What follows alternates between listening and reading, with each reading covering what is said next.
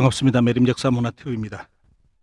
오늘 이 시간은 알면 터지는 조선 국경사 3탄 선조편을 여러분들께 올려드리겠습니다. 많이 알려진 사실인데도 많이 모르는 부분이 있어서 이 부분을 선택을 했는데요. 이 사건 속에 그때 조선의 국경을 얼핏 볼 수 있는 그런 구절이 있기 때문에 여러분들께 오늘 영상을 올려드립니다. 자, 혹성 탈출이 아니라 선조의 조선 탈출 왜 실패했는가? 여러분들 아마 교과서에서 대부분 많이 들었죠. 왜 선조가 조선을 탈출하지 못했을까? 대부분 교과서 나온 것은 좋은 쪽으로 이야기 나옵니다. 신하들의 만류에 의해 가지고 특히 유승용 관련된 부분에 대한 여러분들 많은 이야기를 들었을 겁니다. 하지만 과연 사실인지 오늘 여러분들 눈으로 확인해 보시기 바랍니다. 자, 여러분들 여기 보시면 이제 유명한 말 하나가 있습니다.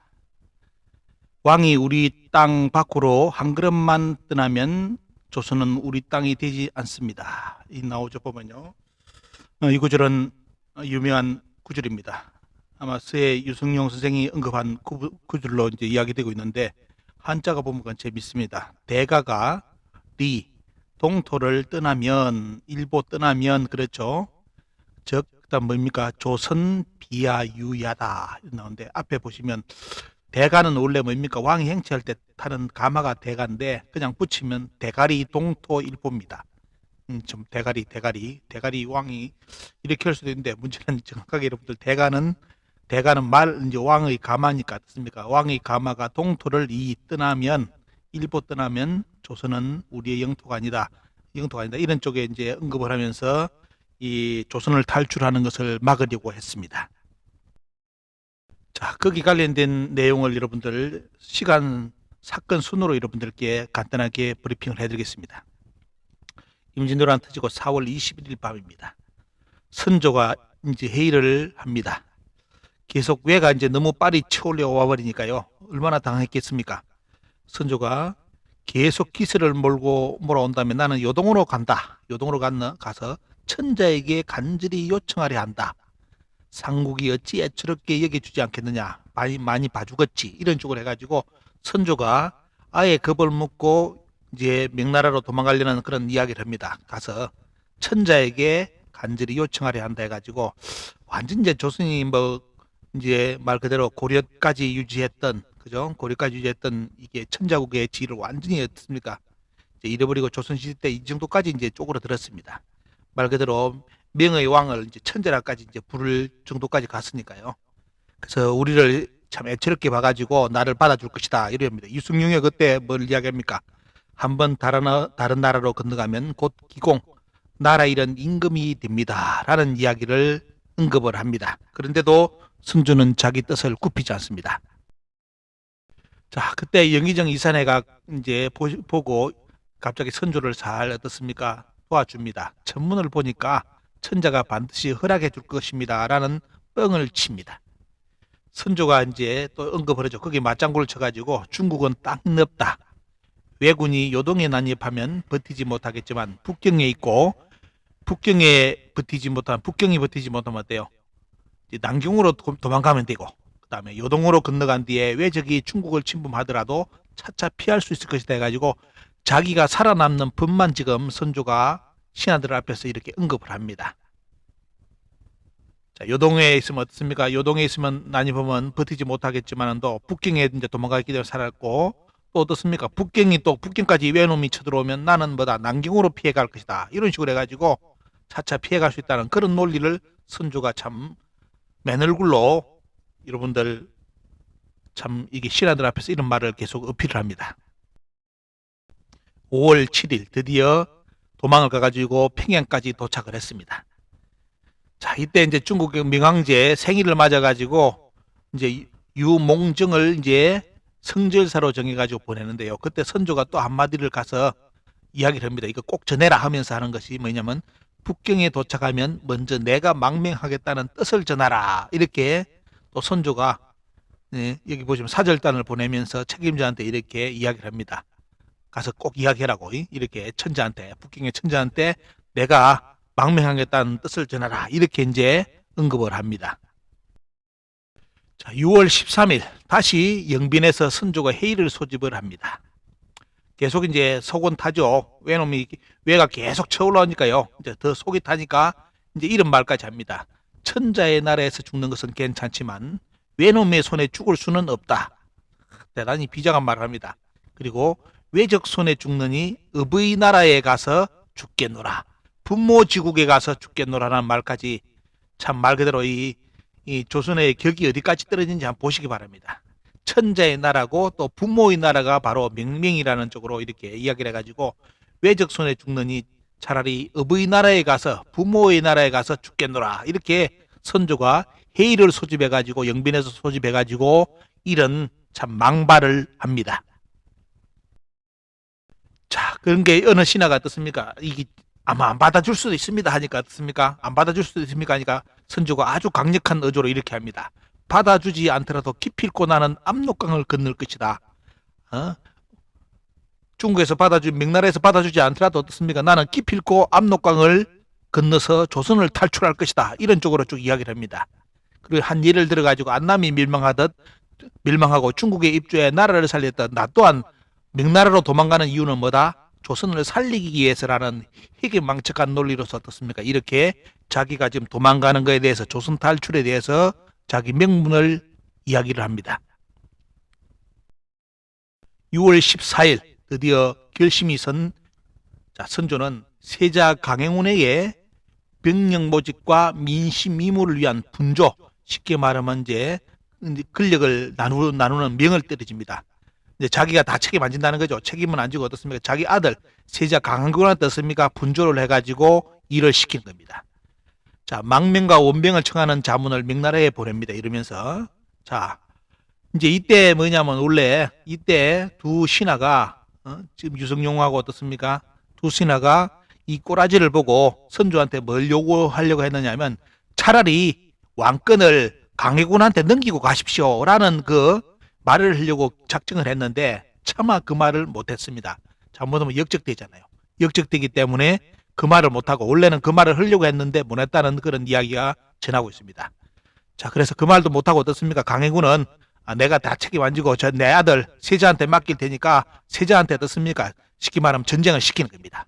그 민심도 네가 뭐다 달래라 이런 쪽으로 하면서 자기는 그냥 오직 뭐다 살아남기 위해서 명나라로 가는데 그래서 뭐냐 밑에 보시면 아이고 투 요동 나는 요동으로 간다 하면서 바로 어떻습니까? 의주로 이동을 해버립니다. 자, 이제 중국에 이제 사신을 보냈잖아요. 이제 사신을 보냈는데 벌써 이제 거기에서 첩보가 날아옵니다. 명나라에서 조정의 움직임에 관련된 내용이 첩보가 날아오는데 첩보 내용이 뭐냐면 명나라에서 우리나라가 내부를 뭐 어떻습니까? 내부 여기 쉽게 말하면 이제 왕이 명나라로 어떻습니까? 쉽게 말하면 이제 망명을 하려고 하는 그런 거에 대해서 자문을 쭉 보니까 어떻습니까? 뭐라면 명나라에서 어떤 식으로 답변을 자기들끼리도 논의할 겁니까? 논의를 했는데 어떤 식으로 논의를 했냐면 관전보 위치입니다, 여러분들. 자, 명나라 조선과 명나라에서 가는 길 그중에 관전보가 있는데 보면요. 여기에 아마 선조를 머무르게 할 것 같다라는 소식이 어떻습니까? 미리 첩보가 이제 날아듭니다. 그래서 선조가 이 이야기가 이상하게 돌아간다 해가지고 조금 더 어주에 좀 더 기다리면서 확실한 소식을 들어보겠다 해가지고 기다리는 날짜가 6월 26일입니다. 자, 그때 기록 위에 보시면 선조실록 27권에 쭉 그대로 기록에 있죠 보면요. 관전부에서 아마 이제 기다리게 하겠다는 그런 쪽에 이제 명나라 쪽에 이야기가 나온다 하는 첩보가 이제 있다는 그 이야기가 이렇게 선조실록에 기록이 되어 있고요. 그다음에 이제 정식으로 명나라 황실에서 통보가 오는데 여러분들 도장 보시기 바랍니다. 도장에 뭐라 해놨습니까? 오지 마라 인으로 돼 있죠. 오지 마라. 자, 뭐라면 거기 내용이 뭐냐? 원하면 100명까지 올 수 있는데 어디까지 와라? 명나라에 들어온 게 아니라 관전보에 가서 있어라. 그리고 구원병은 따로 보내줄게. 이렇게 해가지고 뭐냐면 통보가 옵니다. 결국은 뭐겠습니까? 오지 말라는 겁니다. 명나라 오지 말고 누구 땅에 있어야 되는데 너희들 땅 어디냐? 자, 이걸 이야기해 주는데 관전보를 이야기합니다. 관전보. 이걸 오늘 이제 강의 포인트는 여기입니다. 관전보에 대해서 관전보까지만 와서 100명까지 머물러라. 구원병은 보내서 너희들 보호해 줄게. 이런 쪽으로 명나라에서 답변이 옵니다. 관전부의 위치를 여러분들 한번 압록강 위에 보시기 바랍니다. 저 위에 노란 박스 쳐진 부분이 있죠. 자, 원래 여러분들 조선 초기, 고려 말과 조선 초기의 국경이 어디였습니까? 바로 천령리와 압록강 위쪽, 압록강 위에 천령이, 그 다음에 두만강 위쪽에 공음진 선출령이죠. 그런데 조선에 어떻습니까? 자꾸 힘이 약해지고 또 중간에 여진이 강해지면서 여러분들 어디로, 지금 기운이 어디로 밀리느냐, 여기까지 밀려가지고 관전보까지 어떻습니까? 이제 말 그대로 중원에 쉽게 말하면 기운이 미치는 영역이 되어버렸습니다. 그래서 뭐냐면 명나라에서 어디까지요? 어디까지 안에 자기들 본토 땅까지 아예 오지를 보지 못하게끔, 왜? 전쟁 붙을까 싶어가지고, 전쟁하기 싫으니까 명나라에서 뭡니까? 너 우리 국경 저 천령이고 저 옛날에 그 초기 있던 그것도 아니에요. 압록강 넘어서 조금 넘어가면 어떠면 관전이라는 저 박스체 있죠. 저기에 와 있으라. 저기에 와 있으면 말 그대로 구원병을 보내서 너희들을 보호해줄게. 명나라 오지 말라는 겁니다. 그러면 저 말은 뭐냐면 저 지역이 뭡니까 보면 저 지역은 아직까지도 명나라 땅도 아니에요. 근데 조선 땅인데도 보면 어떻습니까? 힘이 없다 보니까 명나라에서 뭡니까? 저 정도만 오라고. 저 정도만 오고 더 이상 넘어오지 마라. 이런 쪽으로 이제 더 이상 넘어가면 어떻겠습니까? 말 그대로 이제 명나라 땅으로 들어서기 때문에 저기는 옛날에 조선 사람들이 계속 살고 있었던 지역입니다. 그래서 저쪽 지역까지만 와서 더 이상은 오지 말라는 쪽으로 통보를 하는데 그 위치가 관전보입니다. 여러분들 잘 보시기 바랍니다. 그래서 이런 걸 본다면 그 세종 때 그렇게 강력했던 국력이 어떻습니까? 차츰차츰 이제 힘을 잃으면서 저 정도까지 어떻습니까? 명나라가 영향을 미치는 그런 경우를 여러분들 오늘 이 내용에서 봅니다. 관전보 기억하시고요. 그리고 이제 한 가지 더 충격적인 피해서가 옵니다. 추신이 옵니다. 자, 황명을 첨부해가지고 명황실 병부에서 뭐냐면 추신을 보내는데 그 내용이 너무너무 충격적입니다. 아마 이거 선조 이거 듣고 아마 쪽팔려가지고 아마 마음을 접었을 겁니다. 뭘 했느냐?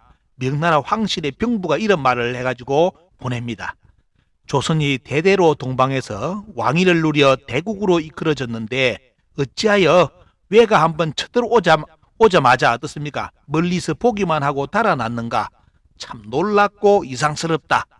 이런 말을 명나라 황실 병부에서 어떻습니까? 조선 왕이 듣게끔 이렇게 수신을 보냅니다. 추신을 보내가지고 이 내용을 전합니다. 그게 뭐냐? 조선 이전에 어떻습니까? 고려, 그죠? 고려 이전에 고구려 백제 신라 쭉 모든 게 나와요. 대대로 여러분들 여기 보시기면 조선이 대대로 동방에서 왕위를 누렸다. 이런 나오죠 보면요. 말 그대로 이게 강력한 그런 대국으로서 자리를 잡고 있었는데 대국으로 자 명나라에서 정확하게 이야기를 합니다. 왕위를 누려 대국으로 이끌어졌는데 어찌하여 조선에 너는 뭐냐? 왜가 쳐들어오자마자 멀리서 어떻습니까? 보기만 하고 전쟁도 안 하고 왜 도망하느냐?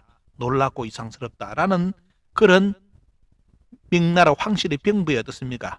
그런 글이 선조한테 같이 날아옵니다. 아마 선조가 얼마만큼 쪽팔리게 생각했는지 아시겠죠? 쪽 다 팔았을 겁니다. 이게 글까지 선조실록까지 실렸다면 신하들이 다 이 내용을 알았을 거 아닙니까? 그죠? 조선이 얼마만큼, 그리고 조선 이전에 고려 이전에 뭡니까 보면 고구려 통일신라, 고구려 백제신라 이 나라가 전부 다 어떻습니까? 강력한 대국이었다는 것을 명나라 황실 병부에서 이렇게 확인시켜 주는 겁니다. 그러면 조선은 어디에 있었고, 여러분들 고려는 어디 있었고, 통일신라는 어디 있었습니까? 여러분들 대륙에 있었습니까? 문구 하나를 여러분들 정확하게 보시면 이런 게 정답이 다 나오는데 요즘 이제 이걸 다 잃어버리고 이제 지명부가 쫓아가는 분들이 대단히 많습니다. 실수를 대단히 많이 하고 있고요. 나중에 한번 보시기 바랍니다. 식민사학자들하고 전쟁에 나오면 누가 그 책임을 지려고 하는지. 자, 여기 보시면 이제 이 구절이 100만 불짜리죠 보면요. 명나라에서 정확하게 조선 이전에 고려 이전에 통일신라 이전에 어떻습니까? 고구려 백제 신라 가야 고조선 쭉 연결해가지고 이 지역이 동방에서 왕위를 누린 대국이었다. 이렇게 이제 표현까지 하면서 선조가 나는 가고 싶다 했는데 어떻습니까? 입국을 거부하는 겁니다. 들어오지 말라고. 이렇게 해가지고 선조는 결국은 뭡니까? 자기가 말하는 아버지, 어머니의 나라, 천자국의 나라, 명나라에 가서 품에 안기고 싶었는데 명이 어떻습니까? 없애버립니다. 오지 말라고. 절대로 명나라 땅에 들어오지 말라고 이렇게 해가지고 이제 정식 통보를 보내가지고 선조가 포기를 합니다. 그래서 결국은 여러분들 교과서 배운 것처럼 선조가 명나라로 도망을 조선을 탈출을 못한 이유가 뭡니까? 유성룡이라든지 이는 신하에 의해서 탈출을 못한 것이 아니라 결국은 뭐죠? 명나라 황제가 들어오지 말라는 겁니다. 쪽팔리니까 들어오지 말라고 이런 쪽으로 해가지고 아예 망명할 수 있는 그 마음을 완전히 적게 만들어버립니다. 죽으려면 거기서 다 죽어라. 오지 말라는 거죠. 관전포까지만 와라. 보온해줄게. 이 정도 이야기가 명나라 황실에서 선조한테 가는 답장이었습니다. 그런데 이제 그 이후에 어떤 일이 발생하느냐. 선조가 이제 명나라로 탈출하려는 그런 마음을 접고 어떤 전략을 세우느냐면 이제 민심이 어떻습니까? 자기를 떠나버렸죠. 민심이 자기가 이제 조선을 버리고 도망간 임금이기 때문에 이 민심을 수습하기 위해서 역으로 어떻습니까? 작전을 펴니다. 뭐냐? 그동안 자기가 도망올 때까지 어떻습니까? 승전보를 일으켰던 어떻습니까? 조선의 장군들, 전쟁의 명장들을 어떻습니까? 죽여버리는 그런 전략을 펼칩니다. 그래서 여러분들 역사에 유명한 바로 김덕령 장군은 어떻습니까? 선조가 먼저 제거를 합니다. 제거 명목이 어디죠? 쉽게 말하면 사람을 죽인 것이 많은데 그제로 죽어야 한다. 참 여러분들 이런 정신 나간 짓거리로 어떻습니까? 선조가 조선을 구한 명장 중에 하나인 김덕령을 어떻습니까? 요래가지고 죽여버립니다. 제거를 합니다. 그 다음 인물이 누구이겠습니까, 여러분들? 그 다음에 백성들에게 주목받던 전쟁의 영웅이 누굽니까? 자, 그 다음 선조가 노린 인물이 바로 여러분들 아시는 이순신 장군이었습니다. 이순신 장군에 대해서는 이를 갈았죠. 선조가. 왜? 이거는 완전히 어떻습니까? 자기는 지금 조선을 탈출을 하기 위해서 압록강을 건너가지고 이제 명나라의 품이 안 킬기라는 그런 희망을 가지고 왔는데 그 사이에 어떻습니까? 나라 망할 줄 알고 이렇게 도망을 갔는데 나라를 구한 인물이 누굽니까? 바로 앞에 김덕령 장군이라는 이순신, 특히 이순신 장군이 어떻습니까? 해상에서 완전히 전세를 역전을 시켜버렸기 때문에 선조가 죄를 뭘로 씌워버리냐면 세 가지 죄를 씌웁니다. 조금도 용서를 할 수 없다고 이야기하면서 묵은지죄, 임금의 어떻습니까? 임금을 우습게 본 역적죄, 그 다음에 부국지죄, 국가 반역죄, 그 다음에 함인지죄, 남을 함정에 빠뜨린, 말 그대로 뭡니까 보면 원균을 함정에 빠뜨렸다 해가지고 이 세 가지 죄를 물어서 반드시 마땅히 따라서 율에 따라서 죽여야 한다는, 아예 원래는 반드시 죽여야 된다는 쪽으로 선조가 이렇게 부하들에게 어떻습니까? 명을 내리고 자기가 직접 신문까지 했죠. 하지만 유승룡이라든지 이런 인물들이 여러분들 이순신 장군의 목숨을 구하기 위해서 그렇게 힘들게 해가지고 일단은 목숨은 붙게 만들었습니다. 하지만 여러분들 여기 보시면 기록상 보신다면 어떻습니까? 선조는 이순신을 세 가지 죄로서 완전히 이거는 뭡니까? 반드시 죽이려는 그런 쪽으로 이렇게 계획을 가지고 이순신을 신문했습니다. 그래서 결국은 뭐냐면 제거에 실패를 합니다. 그럼 타겟이 어디로 가겠습니까? 타겟이 바로 유성룡입니다. 자, 선조 31년, 자, 사람을 시켜가지고 유성룡을 어떻습니까? 탄핵하게 만듭니다. 남이공이 이제 따서가지고 유성룡이 뭐다? 뭐 이렇게 법을 만들어가지고 이상한 짓을 해가지고 천안신문을 발탁했다가지고 비난을 시작하고 이 명분을 가지고 선조가 나중에 11월 19일 날 어떻습니까? 유성룡을 파직을 시킵니다.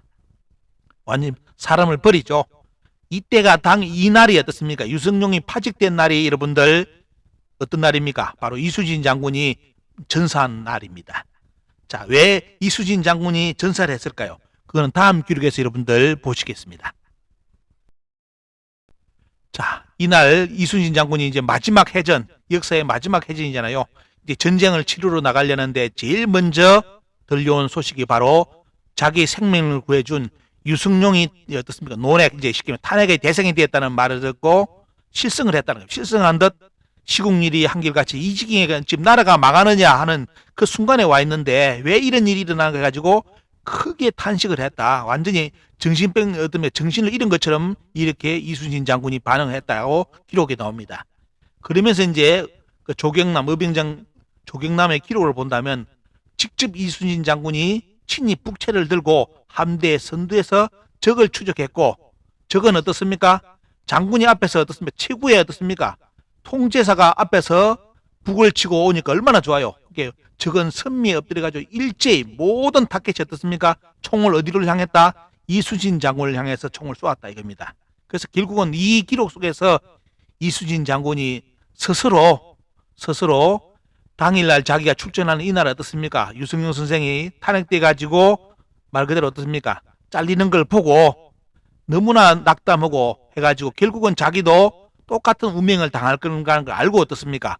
그냥 저렇게 전쟁에서 제일 앞에 서가지고 그냥 총알바지로서 총을 일부러 맞을 정도로까지 어떻습니까? 저렇게 나서가지고 전쟁을 동의했다는 거, 이런 기록 때문에 여러분들 지금의 이제 이수진 장군 이야기에 내려온 겁니다. 아마 이수진 장군도 아마 전날 대단히 착잡했을 겁니다. 왜냐하면 이제 마지막 이제 생사를 다투는 전쟁의 마지막 어떻습니까? 끝을 맺는 전쟁인데 결국은 그날 뭡니까 보면 서해 유승용 이분이 어떻습니까? 탄핵이 이어가지고 이제 선조로부터 제거되는 그날이었기 때문에 마음의 상심을 안고 이 전쟁의 마지막 이제 임했고, 또한 결국은 뭐냐, 이 전쟁에 승리하더라도 결국은 이수진 장군이 자기 자신도 똑같은 운명을 당할 거라는 걸 선조를 너무 잘 알기 때문에 어때요? 잘 알 걸 알기 때문에 결국은 저렇게 기록상 본다면 어떻습니까? 제일 앞에 서가지고 총알바지를 했다는 거. 자, 이런 기록을 여러분들 우리가 살펴볼 수가 있습니다.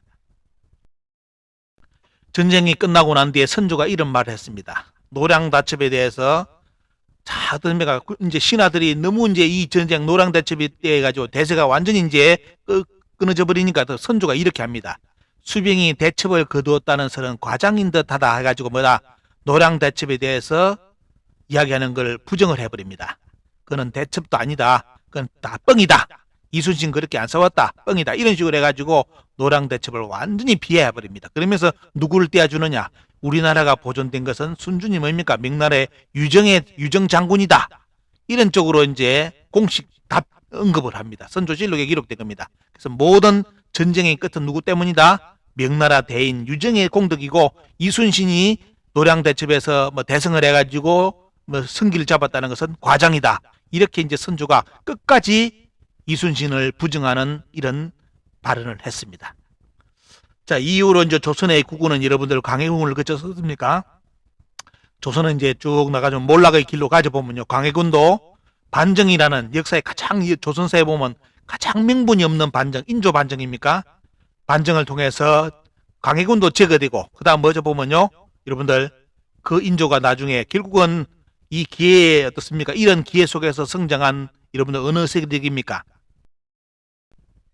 바로 이제 청이죠. 청이 이제 조선을 치고 들어오는 그런 역사가 전개가 되는 겁니다. 여러분 오늘 보시니까 어떻습니까? 북방 영역이 무너지는 이제 그런 느낌을 받쳐 보면요.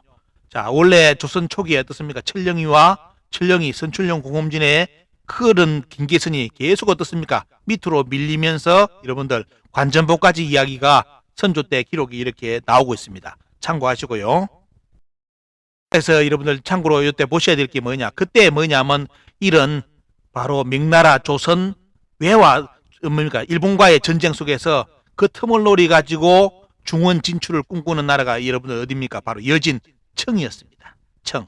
결국은 이제 청나라가 명을 치고 여러분들 중원의 주인공이 됩니다. 그 사이에 어떻습니까? 조선은 어떻게 됩니까? 임진왜란이 끝나고 정신을 못 차리고 또 강해군을 어떻습니까? 뭐 폭정이라는 이름하에 제거하고, 강해군의 여러분들 외교술은 한번 보셔야 됩니다. 자, 그래서 결국은 뭐냐면 명분에서 가장 명분이 없는 뭡니까? 뭐 반정이라고 이야기하는 이 인조 반정을 통해서 강해군은 제거되고, 결국은 어떻습니까? 인조가 정권을 잡으면서 다시 한번 어떻습니까? 무릎을 꿇어야 되는, 수치를 당해야 되는 그런 조선의 역사가 또 한번 만들어집니다. 자, 여러분들 이제 정리가 되십니까? 보면요, 오늘 여러분들께는 선조라는 인물 하나에 대해서 포커스를 맞춰가지고 이야기했지만, 그런 과정 속에서 조선의 국경도 이제 무너지는 과정을 여러분들이 한번 눈으로 확인하셨을 거고요. 자, 얼마만큼 이제 리더가 중요한 거, 자, 그리고 또 역사의 맥락에서 어떻습니까? 이 군주의 이 역사관이라는 게 얼마만큼 중요한지를 느낄 수 있는 것이 이 선조를 통해서 우리는 그 부분을 느낄 수가 있습니다. 오늘 여러분들께 많은 한번 역사에 생각할 수 있는 그런 계기가 됐으면 좋겠고요.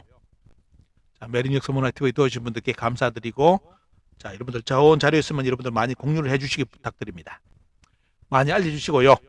자, 지금 앞으로 주변 국가의 어떻습니까? 역사 논쟁에서 가장 중요한 것은 국경사입니다. 우리 지금 대한민국의 역사학자들이 국경사, 각 시대별로 어떻습니까? 국경의 개념을 정확하게 두지 못하면 동북공정 다음이 후발타를 반드시 당합니다. 지금 가야가 인나로 넘어가는 과정이었기 때문에 이것도 이제 국경사로 간다면 일본의 영역으로 갈 가능성이 있고요. 여러분들 그다음에 통일신라, 고려 모든 역사, 고려 영역까지 이름까지도 어떻습니까? 국경사를 정확하게 하지 못하면 여러분들 뭡니까 보면 반드시 중국의 속각수로 이번에 편입이 될 겁니다.